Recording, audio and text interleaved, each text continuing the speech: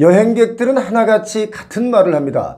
제주도 가느니 일본 간다고 말을 하죠. 제주도가 해외여행보다 비싸고 바가지도 심하다, 이런 분위기가 형성되고, 제주도 부동산은 지금 공실투성이에 주거용 부동산은 왜 이리 비싸니까 또 텅텅 비었습니다. 사실 분위기가 이런지 이미 오래됐죠. 저희 표용호TV에서도 제주도의 부동산의 현실을 짚어드린 지가 꽤 되었고, 저희가 그렇게 미리 취재를 해드렸던 것은 걱정된다의 시그널이었는데, 지금 이제야 현실로 와 닿는 모습들입니다. 제주도 부동산은 중국인들의 무분별한 투자, 그리고 외지인, 특히 서울 사람들이 투기하면서 부동산 가격 천정부지로 오르고, 그렇기 때문에 임대료가 오르고 당연히 모든 가격이 다 상승하게 되면서 이렇게 비참해지고 있는 겁니다. 얼마 전에 비계 삼겹살 문제도 다 부동산과 연관이 있다라고 저는 봅니다. 이게 비계냐 삼겹살이냐 비웃는 분들 정말 많았습니다. 치솟는 재료비 그리고 임대료를 감당하다 보니까 질 떨어지는 고기를 팔아서 이익을 낼 수밖에 없는 소상공인들의 현실이 그대로 배어나온 사건이다 라고 저는 봅니다. 폭등한 재료비와 운송비가 문제인데요,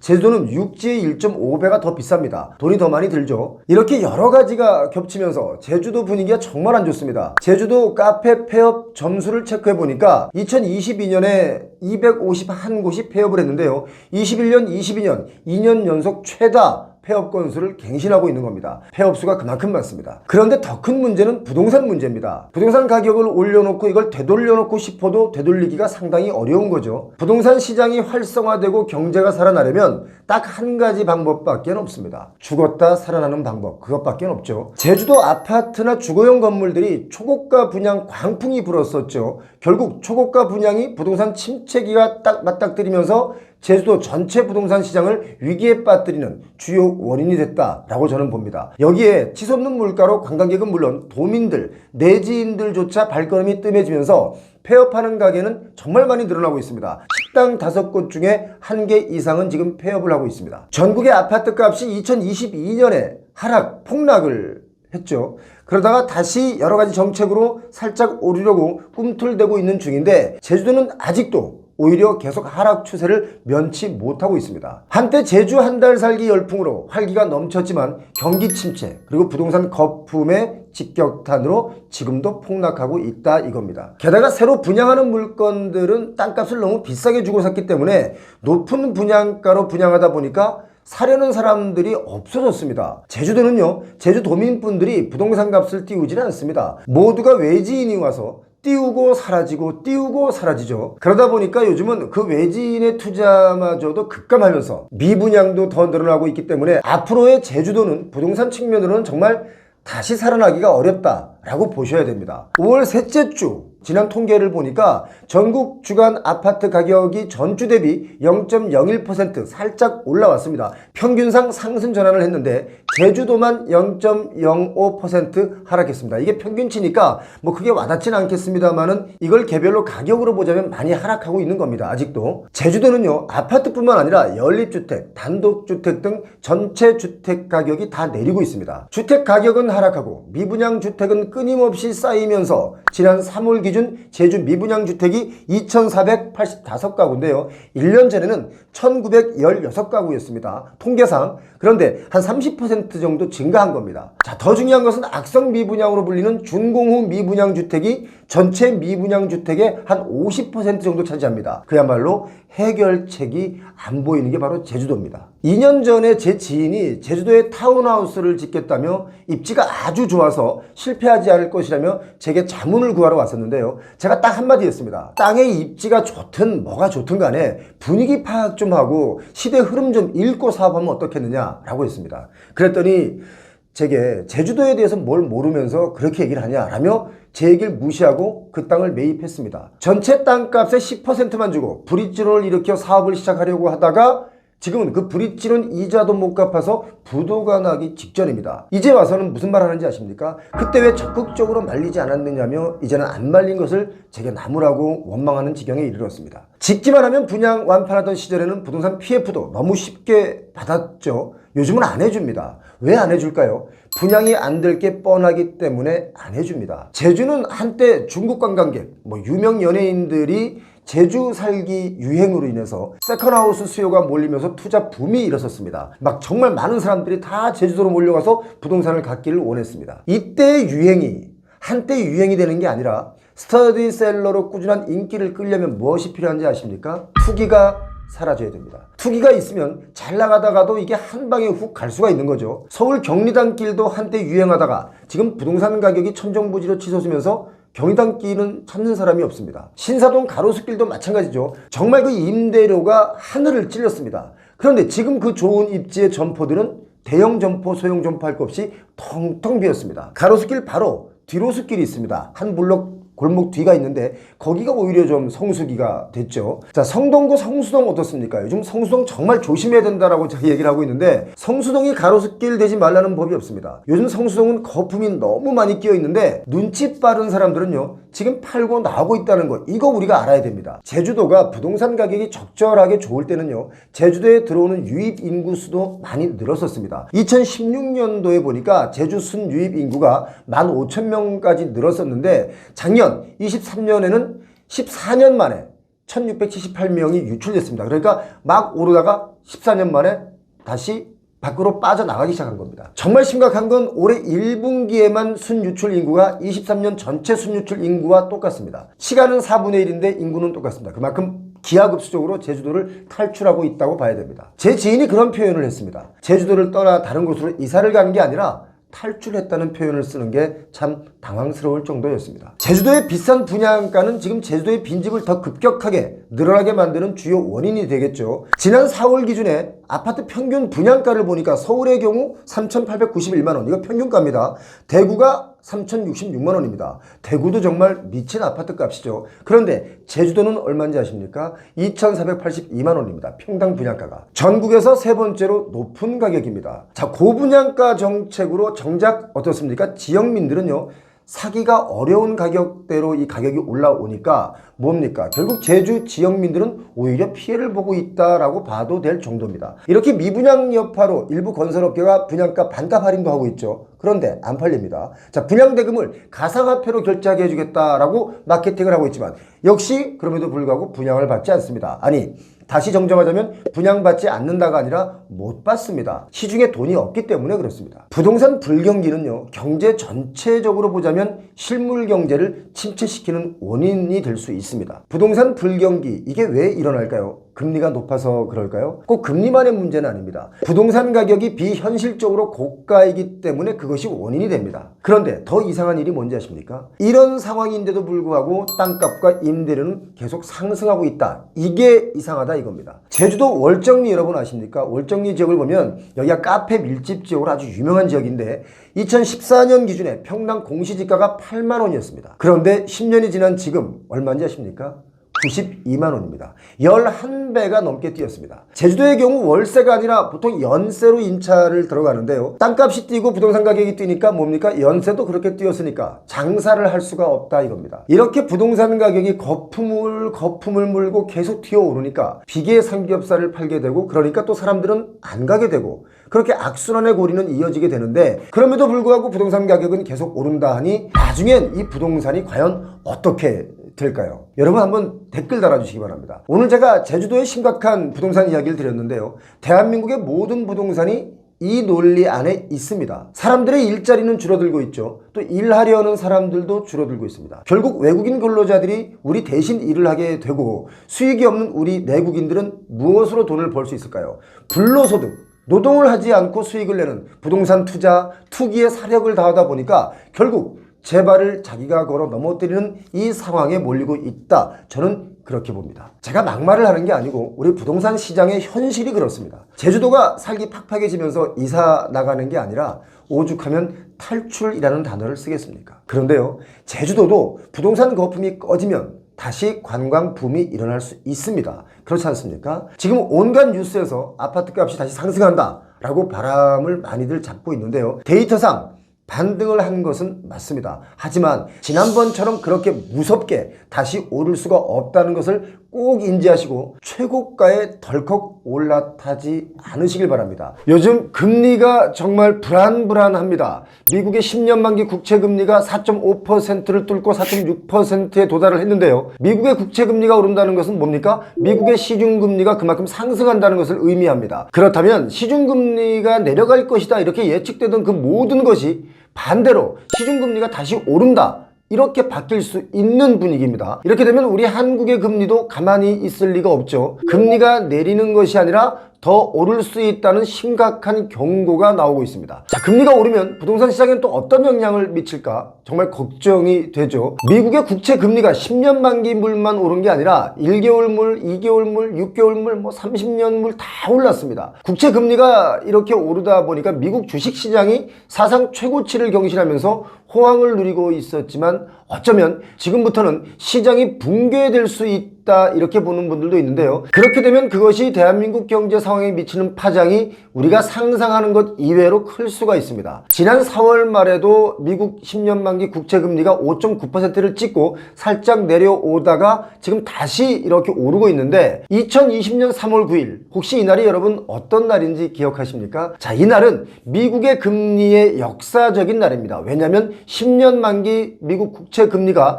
사상 최저치인 0.54%를 기록했는데 그때가 바로 코로나 팬데믹을 선언하는 때였습니다. 국채 금리가 사상 최저치를 찍은 것이 20년 3월 9일인데요. 세계보건기구의 팬데믹 선언은 3월 11일에 있었습니다. 자, 국채 만기 10년물을 제가 기준점으로 이야기를 드리고 있는데 국채 10년 만기물이 중요한 이유가 있습니다. 첫 번째, 국채 금리가 모기지 금리와 같은 다른 차입 금리의 벤치마킹 역할을 하기 때문에 그렇습니다. 자, 두 번째, 미국의 국채는 만기가 1개월짜리부터 30년짜리까지 정말 다양하게 있는데요. 만기가 너무 길거나 또는 짧으면 이 시장 경제 상황을 잘 반영하기 힘들기 때문에 한 10년 만기물 상품을 대체적으로 반영하는 경우가 많습니다. 자, 세 번째, 그렇기 때문에 10년 만기물이 미국의 경제 상황을 가장 잘 나타내는 지표로 쓰이고 있기 때문에 오늘 제가 10년 만기물을 기준점으로 잡았습니다. 미국 국채 10년 만기물의 금리가 상승하면 모기지 금리나 기타 대출 금리가 상승하게 됩니다. 고로 모기지 금리가 상승하면 뭡니까? 부동산 시장이 나빠지는 상황은 불을 보듯이 뻔합니다. 지금 환율도 다시 오르고 있죠. 환율도 좀 불안합니다. 국채 금리가 불안하니까 환율 역시 불안한 겁니다. 자, 문제는 이렇게 오르는 국채 금리에도 국채를 사는 세력이 없다 이겁니다. 이게 앞으로 큰 문제가 될 수 있다 이거죠. 미국 재무부가 2년물, 5년물, 7년물의 국채를 발행했는데 이 성적이 정말 깜짝 놀랄 지경입니다. 어쩌면 세계에서 가장 안전한 자산이라고 하는 미국 국채를 사주는 수요가 줄어들고 지금 사라진 겁니다. 이건 정말 위험한 신호다라고 여러분 보셔야 됩니다. 미국 국채마저 사려는 세력이 없다는 것은 국채 금리가 더 오른다는 뜻이 됩니다. 누군가는 미국 국채를 사줘야 이 금리가 좀 안정이 될 텐데 이게 어려워진 겁니다. 그런데 지금 미국 대선을 앞두고 있는 상황에 재무장관 옐런은 그야말로 천문학적인 규모로 국채를 더 발행하겠다 이렇게 예고를 했습니다. 지금 경매로 내놓는 국채 수요가 확 줄었는데요. 수요가 없으면 어떻게 이 수요를 유인할까요? 그래서 결국 국채 금리는 더 오를 가능성이 매우 높아졌습니다. 시장의 원리가 그렇습니다. 자본은 금리가 낮은 곳에서 높은 곳으로 흐르는 특성을 가지고 있기 때문에 미국의 금리가 오르게 되면 우리나라는 최근 11번째 기준금리를 동결했지 않습니까? 그런데 앞으로 우리나라 금리도 오를 수밖에 없는 것 아니냐 이런 불안감이 지금 대두되고 있는 겁니다. 미국은 지난 2008년 금융위기를 지날 때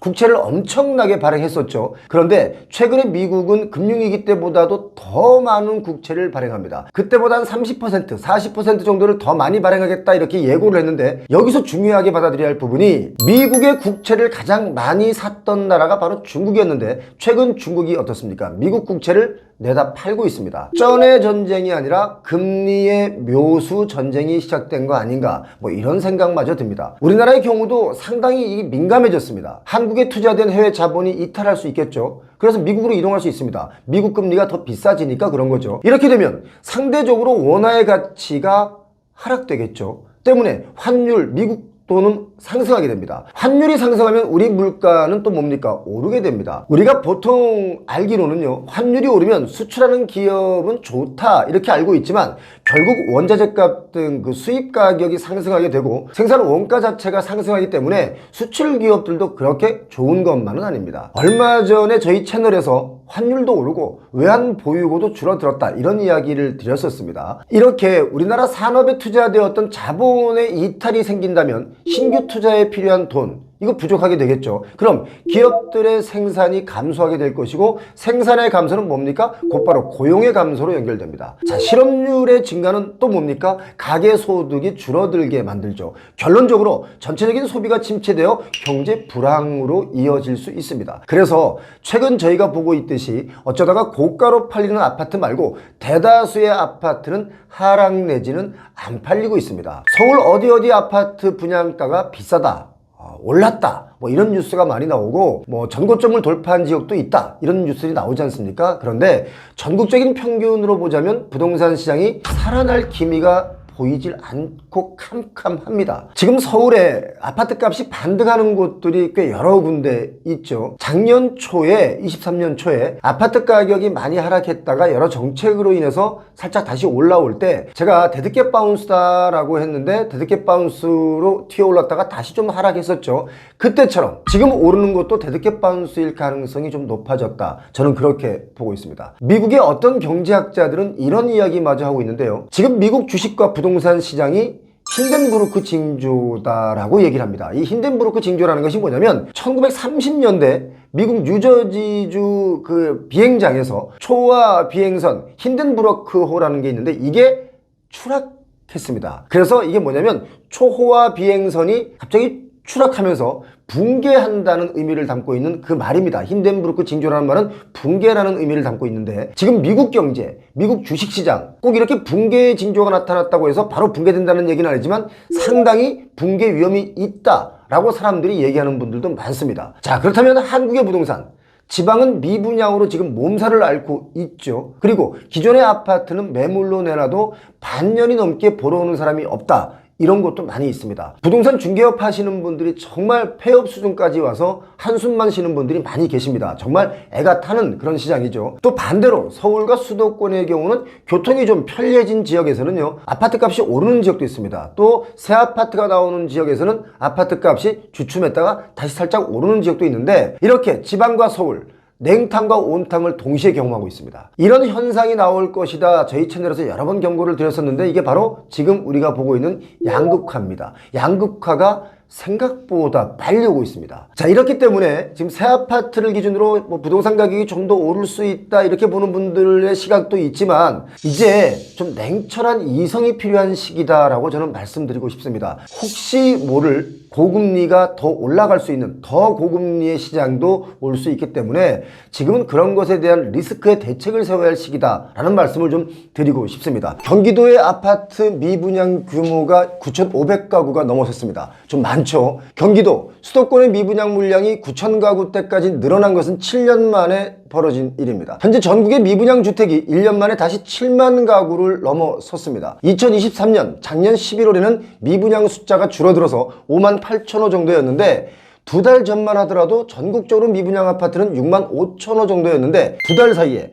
5천호가 부쩍 더 늘어났습니다. 7만 호 미분양 중에 준공후 미분양 그러니까 악성 미분양도 9개월 연속 증가하면서 13,000가구 정도가 됩니다. 신고가 아직 안 된 것들이 많이 있기 때문에 미분양 물량은 사실상 숨겨진 것이 더 있을 수 있겠죠. 데이터에 집계된 것만 이 정도 숫자입니다. 자, 아파트 가격이 반등하면서 전고점 대비 95%까지 올라왔다 뭐 이런 뉴스가 나오지만 한쪽에서는 미분양의 숫자가 줄어들기는커녕 더 늘어나고 있는 것을 우리는 인지해야 됩니다. 미분양 아파트의 통계를 보면 전체 중에 지방 미분양이 전체 미분양의 한 80%가량을 차지합니다. 이 말은 수도권과 서울의 20% 물량이 미분양이다 이렇게 보시면 되겠죠. 지금 지방 아파트 미분양 숫자가 5만 7천 가구가 좀 넘습니다. 특이한 점은 지난 4월의 경우를 보니까 미분양 증가세가 수도권에서 더 도드라졌다 이런 건데요. 경기도에 1,119가구, 인천이 1,519가구 정도 미분양이 발생하면서 미분양 물량이 확 더 늘어났습니다. 경기도의 누적 미분양 주택이 총 9,459가구로 집계됐는데 미분양을 가장 많이 보유하고 있는 곳이 우리가 다 알고 있다시피 대구 아니겠습니까? 대구가 9,667가구의 미분양이 있으니까 대구와 경기도의 미분양 숫자가 거의 같습니다. 자, 그렇다면 경기도 내에 어떤 지역이 미분양이 나왔을까 봤더니 놀랍게도 이천과 평택이었습니다. 평택은 한때 아파트 값이 급등했던 지역이죠. 그런데 지금은 미분양이 많이 발생하고 있다 이겁니다. 얼마 전에 어떤 부동산 중견 시행 사업자 대표 한 분이 제게 찾아와서 이런 말을 했습니다. 평택 지제역에 GTX A와 C 노선이 들어오니까 그 지역이 동탄처럼 발전할 거 아니냐. 그럼 평택에 아파트를 지어서 분양하면 분양이 잘 되지 않을까요? 라고 저한테 물어봤습니다. 제가 뭐라고 답을 드렸겠습니까? 딱 한마디 했습니다. 굳이 왜? 라고 했습니다. 현재 지제역에는 서울 지하철 1호선과 또 SRT가 정차를 하죠. 그리고 2025년에는 수원발 KTX가 개통될 예정이긴 합니다. 그리고 또 얼마 전에 정부에서 GTX A와 C 노선이 지제역으로 연장되는 방안을 발표하면서 이 지제역 일대를 개발하려고 하는 부동산 개발사들이 관심을 많이 갖는 지역이긴 합니다만, 제가 굳이 왜? 라고 답변을 드린 이유는 지제역 부근이 개발된다고 또 바람을 잡아서 이 업체 저 업체 다 달려들면 땅값만 무지하게 뛰어놓게 되기 때문에 말리는 차원에서 굳이 왜? 라고 말을 했습니다. 자, 땅값을 최고가로 주고 사서 분양을 하면 지제역이 발전하여 좋다 한들 거기 아파트나 다른 부동산 가격을 우리 중산층이 받아낼 수 있을까요? 뭐 좋아진다고 해도 거품이 그토록 많이 낄 정도로 좋지는 않습니다. 아무튼 전국적으로 준공후 미분양 주택은 지난 4월 기준으로 12,900가구가 넘어섰습니다. 한 달 전인 3월보다도 한 6%, 7% 가까이 늘었죠. 부동산 시장이 다시 살아난다. 가격이 오르고 있다. 이런 뉴스가 나면 미분양 물량이 줄어들어야 정상 아니겠습니까? 그런데 왜 줄어들지 않고 더 늘어날까요? 늘어나는 이유는 첫 번째는 부동산 시장이 아직 살아나고 있지 않다라는 뜻입니다. 두 번째는 양극화가 심해지고 있다, 극심해지고 있다, 이렇게 두 가지로 해석이 됩니다. 정부는 최근에 지방 미분양을 해소를 하기 위해서 여러 가지 혜택을 주고 있죠. 미분양이 워낙 많으니까 혜택을 줘서라도 빨리 해소하고 싶은 겁니다. 준공 후 미분양을 매입을 하면 세제 산정 때 주택수에서 제외하도록 시행령을 개정도 했고요. 또 미분양 주택을 매입하는 그 기업 구조조정 CR리츠라는 것이 있는데 이게 10년 만에 부활을 했습니다. 자, CR리츠 이게 뭡니까? 기업 구조조정 리츠라고 하는 건데요. 다수의 투자자로부터 자금을 모아서 끌어모아서 미분양 주택을 사들인 뒤에 임대로 이걸 운영하다가 경기가 좋아지면, 그러니까 부동산 경기가 좋아지면 분양을 해서 수익을 내고 그 수익을 내고 난 뒤에 투자자들에게 배분하는 구조를 말하는 것이 바로 CR리츠라고 합니다. CR리츠가 지방 미분양 주택을 매입하게 되면 취득세 중과 배제를 해줍니다. 물론 준공 후 미분양에 한정해서 배제를 해주죠. 그리고 취득 후 5년간 종합부동산세 합산해서 배제하는 그런 세제 혜택을 줍니다. 현재는 시행령 개정안이 입법 예고 중이죠. 지금 시행 중인 건 아니에요. 앞으로 시행하겠다는 뜻입니다. 자, 분양이 워낙 안 되다 보니까 지방의 인허가 신청 건수도 많이 줄어들었다는 거 여러분 뉴스를 통해서 많이 보셨죠. 작년보다도 인허가 신청 건수가 지방의 경우는 24%, 25% 정도 감소했습니다. 제가 볼 때는 좀 더 감소해도 됩니다. 저는 이런 데이터의 수치를 보면서 생각을 해봤습니다. 수요가 없는 곳에 공급을 하지 말고 수요가 있는 곳에 공급해야 미분양이 줄어든다. 이런 생각을 해봤습니다. 여러분 생각은 어떻습니까? 요즘 미분양 나는 곳을 보면 정말 어이없는 곳에 지어놓고 이게 미분양이 났습니다. 빨리 좀 살려주세요. 이렇게 걱정을 하는 곳이 많이 있죠. 여러분, 미분양을 줄이는 방법 뭐가 있을까요? 제가 볼 때는요, 싸게 팔면 미분양 없습니다. 그런데 싸게 팔지 못하죠. 왜냐하면 그 땅값을 다른 시행사에서 비싸게 살까봐 내가 더 비싼 돈을 주고 사서 분양만 하면 다 되니까 막 그렇게 비싸게 샀기 때문에 싸게 팔 수 있는 구조가 못 됩니다. 자, 그리고 두 번째, 미분양을 줄이는 두 번째, 잘 지으면 됩니다. 미분양 안 납니다. 자, 그리고 마지막 세 번째, 이건 좀 전에 제가 말씀드렸다시피 지을 곳에 지어라 이겁니다. 이렇게 세 가지만 지키면 미분양 나기 어렵죠. 돈 벌려고 뭐 아무데나 막 지은 아파트들 또는 주거용 부동산들 정말 많이 있지 않습니까? 여러분 혹시 새 아파트의 입주율이 얼마나 되는지 아십니까? 표용호 TV를 자주 보시는 분들은 아실 텐데요. 전국적으로 보자면 새 아파트 입주율이 63% 정도밖에 안 됩니다. 자, 수도권이 77%입니다. 수도권이 77%다라는 말은 23%는 수도권도 빈집이라는 뜻이죠. 서울이 86%입니다. 새 아파트 중에 역시 14%는 빈집이란 뜻입니다. 대전 충청권은 좀 심하죠. 입주율이 63%, 대구 부산권은 57%입니다. 60% 아래로 뚝 떨어졌죠. 강원권은 53%입니다. 그러니까 강원도에 저 바닷가에 아파트를 분양받고 입주를 하지 못하고 있는 겁니다. 자, 새 아파트 입주 예정자 중에 아직 입주를 왜 못했냐라고 물어보니까 살던 집에 세입자를 확보하지 못했거나 또는 기존의 아파트를 팔지 못해서 이렇게 입주를 못하고 있다라고 대답을 합니다. 살던 집에 세입자를 주고 그 돈 가지고 잔금도 치르고 어쩌고저쩌고 해야 되는데 이게 힘들고, 또 기존의 아파트를 팔아서 잔금 치르고 어쩌고저쩌고 해야 되는데 역시 힘든 겁니다. 미분양은 이렇게 해서 늘어나는데 또 미분양이 많은 지역에 뭡니까? 공급은 또 많이 이루어지고 있습니다. 그래서 미분양 문제는 첩첩산중이죠. 자, 미분양 물건이 이제 중요한 건 여러분 잘 아시다시피 떨이로 나오기 시작했다는 것을 참고하시기 바랍니다. 대구의 어느 아파트는요, 미리 선분양 받으신 분들은 제값을 주고 재분양가를 가지고 입주를 했는데 이게 분양이 안 되다 보니까 차후에 이게 공매로 넘어가거나 해서 떨이로 분양이 된 겁니다. 그래서 나중에 분양받으신 분들은 아주 값싸게 분양받고 입주를 하려니까 먼저 분양받으신 분들이 억울하다 해서 나중에 분양받고 들어오신 분들을 못 들어오게, 들어오지 마라, 이렇게 엘리베이터 타는데 얼마 내라, 이런 식으로 싸움이 벌어진 것도 있습니다. 그 정도로 지금 부동산 시장이 이상하게 흘러가고 있습니다. 자, 부동산 지금 가격이 오른다, 매매가가 오른다, 전세가가 오른다 라고 하지만 어느 한쪽에서는 이렇게 텅 빈 집도 있습니다. 입주를 못했다는 말은 밤에 불을 켜는 가구가 없다는 겁니다. 새 아파트인데도 불 꺼진 집이 아주 많다는 거, 이거 꼭 기억하시기 바랍니다. 갈아타기 하려고 집을 내놓은 지 몇 개월이 지나도 보러 오는 사람이 없다. 집값이 갑자기 뛰었어요. 호가를 막 올려서 사람들이 내놓고 있어요. 이렇게 양분되어서 말씀하시는 분들이 계신데요. 여러분, 집값은 작년 대비 좀 올랐습니까? 아니면 보합이거나 내렸습니까? 요즘 뉴스를 보면 서울 아파트 거래량이 늘어나서 3월과 4월에 4,000건 이상씩 거래되었다, 이런 뉴스들이 많이 나오고 있죠. 서울 아파트 매물 건수는 5월 최근 기준에 82,000여 건으로 4월보다는 살짝 한 2% 정도 매물 건수가 줄어들었습니다. 지역별로 보면 올해 1분기 수도권 아파트 거래량은 41,938건으로 직전 분기 대비 22% 정도 늘었습니다. 1분기니까 1, 2, 3호를 합친 거죠. 자, 전년 동기 때와 비교해도 한 21% 정도가 거래량이 늘었습니다. 서울 아파트 거래량을 1분기만 종합해서 보면 8,600여 건으로 1년 전보다 한 20%가량 전체적으로 늘었습니다. 경기도의 아파트는 1분기 토탈 26,779건을 기록해서 직전 분기 대비 23% 정도 더 늘었습니다. 인천도 21%, 거의 한 22% 거래량이 늘어났는데요. 서울 아파트 매매 거래량이 3월과 4월 두 달 연속 4,000건을 돌파했습니다. 그런데 4월은 3월보다 거래량이 좀 더 늘어났습니다. 4월 한 달 동안 서울 아파트 매매 거래량을 보니까 계약일 기준 총 4,252건으로 집계됐는데 서울 아파트 매매 거래량은 2년 7개월 만에 4,000건을 넘긴 거죠. 서울에서는 재건축 기대감이 있는 여의도를 중심으로 곳곳에서 신고가 경신 사례도 덜어 나오고 있습니다. 지난달 4월 17일에는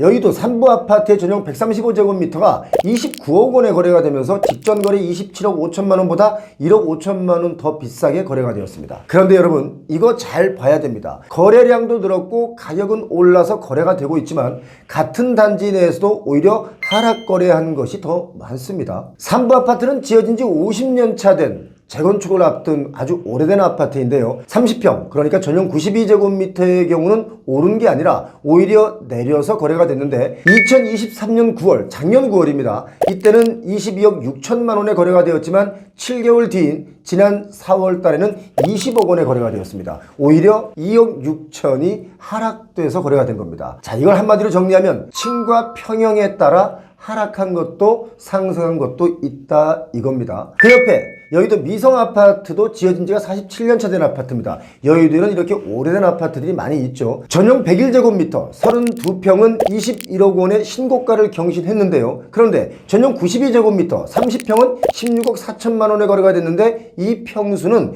22년 4월, 2년 전에는 21억 원에 거래가 되었었습니다. 그러니까 2년 전보다는 4억 6천만 원이나 하락돼서 최근에 거래가 된 것이고 직전 거래보다도 1억 3천만 원이나 하락돼서 거래가 된 겁니다. 이렇게 같은 단지 아파트라고 하더라도 하락과 상승의 거래들이 공존하고 있는 시장입니다. 요즘 다시 핫해지고 있는 마포 쪽을 한번 볼까요? 여의도와 붙어있는 마포구 용강동에 이편한 세상 마포 리버파크라는 아파트가 있습니다. 이 아파트 위치가 참 좋습니다. 전용 59제곱미터가 지난 4월 20일에 16억 2,500만 원에 거래가 되면서 최고가를 다시 썼습니다. 그런데 이거 보시기 바랍니다. 한 달도 채 안 돼서 5월 4일에는 14억 7천만 원에 거래가 되면서 1억 5,500만 원이 더 싸게 거래가 되었죠. 물론 층이 저층이긴 합니다만 마냥 상승하는 거래가 아니다 라는 결론입니다. 뉴스는 마냥 상승하는 것처럼 뉴스가 나오지만 실제로는 상승과 하락이 공존한다 이렇게 보시면 되겠습니다. 자, 마포의 대장 아파트다 하는 마레프 잘 아시죠? 마포 레미안 푸르지오 아파트의 경우 전용 84제곱미터의 경우는 24년 3월 바로 지지난달입니다. 그럴 때 18억 4,500만 원에 거래가 되었는데 열흘 정도 뒤 3월 29일에는 오히려 가격이 하락됐습니다. 18억에 거래가 됐으니까 4,500만 원 정도 하락 거래가 된 겁니다. 층도 하락 거래된 것이 더 높습니다. 자, 정리하면 거래량도 늘었고 가격도 오르는 것도 늘었지만 아직 대세는 아니다 이겁니다. 서울에서 가장 많이 거래된 지역이 서울 송파구 지역이죠. 4월에만 333건이 거래가 됐는데 중요한 것은 재건축이 진행 중인 단지들보다 오히려 준신축 아파트 거래가 더 활발했다 이겁니다. 자, 이게 뭐냐? 아주 오래된 아파트들이 재건축을 앞두고 있으면 준신축보다는 오히려 비싸게 거래되던 것이 분위기였습니다. 그런데 요즘은 준신축, 그러니까 한 10년 정도 된 아파트들이 거래가 더 잘 된다 이겁니다. 그 이유는 뭐 뻔하죠. 재건축 비용이 만만치 않기 때문이라고 봐야 됩니다. 전세가가 오르고 매매가가 하락을 하면서 거래량이 늘어나면서 가격이 다시 조금씩 오르고 있는 것은 사실입니다. 저희 표용호TV에서 전세가가 계속 오르다 보면 매매가를 결국 밀어 올린다라고 제가 여러 번 말씀을 드렸었죠.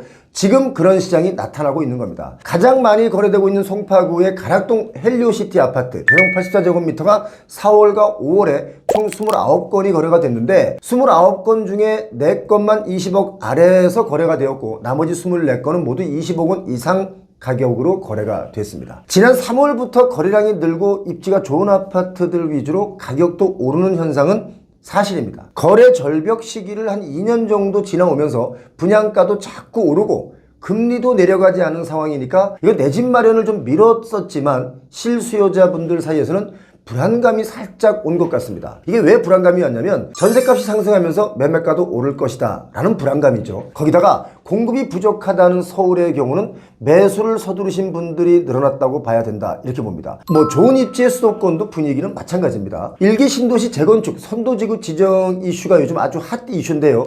경기도 일부 단지에서는 상승 거래들이 나오고 있습니다. 성남 분당구 판교역 인근의 백현마을 5단지 전용 74제곱미터를 보니까 16억 6,500만 원에 거래가 되었는데요. 이전보다는 살짝 오르는 가격입니다. 내려가던 집값을 다시 붙잡고 살짝 끌어올린 게 바로 선도지구 지정이라고 하는 이슈가 있기 때문에 그렇습니다. 요즘 집값의 이런 현상에 대해서 아주 간단하게 제가 정리를 해드리자면 전셋값 상승세가 더 이어지면 전세를 살던 임차인 분들이 매매 수요로 바뀔 가능성이 매우 높다 이런 시장입니다. 요즘 제게 질문하는 분들 중에 이런 질문이 참 많습니다. 아파트를 사려고 한다. 얼마의 돈이 있는데 어느 지역이 좋겠느냐 라는 질문을 가장 많이 하시는데요. 그 질문의 의미는 전세가가 오르고 금리가 내려가지 않으니까 차라리 이때 집을 사는 게 어떻겠느냐라고 묻는 것일 겁니다. 분양가는 뛰고 전세가는 또 오르고 재건축 비용은 부담스럽기 때문에 적정선에 한 20년 미만의 아파트를 사려는 분들이 늘어나고 있다 이렇게 보셔도 됩니다. 제가 얼마 전에 이런 말씀 드렸었죠. 아파트를 못 살 바에 추후 세월이 지난 후를 기약하기 위해서 빌라를 매수하려는 분들이 늘어나기 시작했다라고 말씀드렸습니다. 그때 저에게 많은 분들이 왜 빌라를 매수하라는 거냐 뭐 이렇게 빌라를 사라는 거냐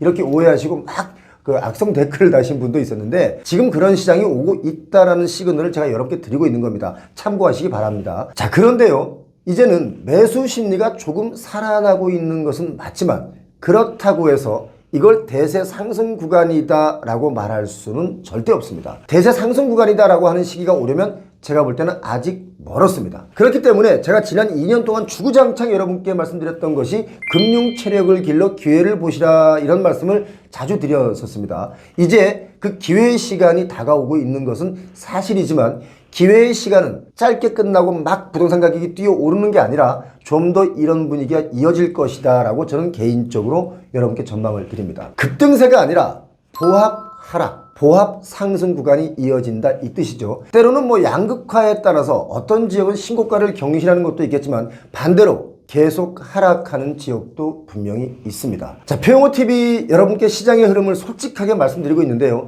이제 정말 중요한 시기가 왔기 때문에 여러분 현명한 선택을 하시는 일이 무엇보다 중요합니다. 앞으로도 표용호TV를 보시면서 지난 21년에 최고가의 집을 샀다가 정말 마음고생하신 분들 많이 계시지 않습니까? 그리고 저희 표용호TV를 보시면서 21년 최고가의 집 사는 것을 포기했다가 22년 말, 23년에 집을 사신 분들은 그나마 좀 더 낮은 가격에 진입할 수 있었습니다. 그것처럼 지금도 적정한 가격을 볼 줄 아는 현명한 시선이 좀 필요합니다.